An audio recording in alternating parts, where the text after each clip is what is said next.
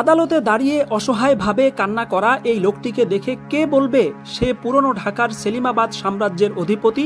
সোয়ারি ঘাটে পান বিক্রি করে পেট চালাতো যেই লোক, কালের আবর্তে সেই হয়ে উঠেছিল পুরনো ঢাকার ডন। এই বৃদ্ধের মতো অজস্র অগণিত মানুষের ভিটেমাটি দখল করেছে হাজী সেলিম ওরফে পাজি সেলিম। এরপর এই দখলের সাম্রাজ্য টিকিয়ে রাখতে নিজের ছেলেকে দিয়েছিল গুরুদায়িত্ব।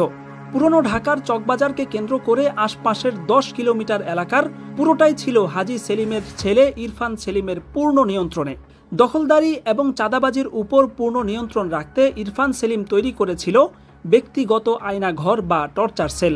চকবাজারের মদিনা আশিক টাওয়ারে অবস্থিত সেই টর্চার সেলে ইলেকট্রিক শক দেওয়ার জন্য ব্যবহৃত যন্ত্রপাতি, উচ্চ ক্ষমতা সম্পন্ন দূরবীন, ছুরি এবং 38টি উচ্চ ক্ষমতা সম্পন্ন ওয়াকিটকি এবং সেগুলো সচল রাখার জন্য একটি ওয়্যারলেস নেটওয়ার্ক স্টেশন রয়েছে।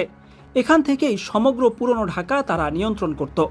সবচেয়ে ভয়ের বিষয় হচ্ছে ইরফান সেলিমের সেই টর্চার সেলে মানুষের হাড্ডিগুড্ডি পর্যন্ত পাওয়া গেছে।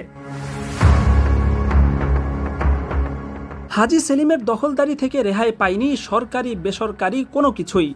লালবাগে বোবাদের জায়গা দখল করে পেট্রোল পাম্প, জগন্নাথ বিশ্ববিদ্যালয়ের হল দখল করে গুলশান আরা মার্কেট, ঝাউচরে বিআইডব্লিউটি এর 1 একর জমি দখল করে ভাড়া দেওয়া, ভাওয়াল এস্টেটের সম্পত্তি দখল করে হার্ডওয়্যার মার্কেট, ফেন্সি মার্কেট দখল করে মদিনা আশিক টাওয়ার, গ্রিন রোডে 1 বিঘা আয়তনের সরকারি জায়গা দখল করে মদিনা গ্রুপের অফিস, লালবাগের বেড়ি বাঁধে পানি উন্নয়ন বোর্ডের 1 একর জমি দখল করে রড সিমেন্টের মার্কেট। এভাবে কয়েক দশকে অজস্র অগণিত জায়গা হাজী সেলিমের পেটে চলে গেছে। এমনকি পাবলিক টয়লেট পর্যন্ত তার থাবা থেকে রেহাই পায়নি। এই বৃদ্ধের মতো হাজার হাজার মানুষকে পথে বসিয়ে আজকে হাজী সেলিম নিজেও রাস্তার ভিখারি হয়ে গেছে। ছাত্র আন্দোলন চলাকালেই জনতার ধাওয়া খেয়ে সে হাসপাতালে আশ্রয় নিয়েছিল। সরকার পতনের পর তার বাড়িও তছনছ করে দিয়েছে বিক্ষুব্ধ জনতা। এক সময়ের পান বিক্রেতা মাঝখানে বহুদিন ত্রাসের রাজত্ব কায়েম করে আবারও সে আগের জায়গায় ফিরে গিয়েছে। নিজের পুত্রদের নিয়ে সেলিমাবাদ সাম্রাজ্যে সে যেসব ভয়াবহ অপরাধ করেছে তাতে পুরো পরিবারকে 100 বার ফাঁসি দিলেও সেই পাপের মোচন হবে না।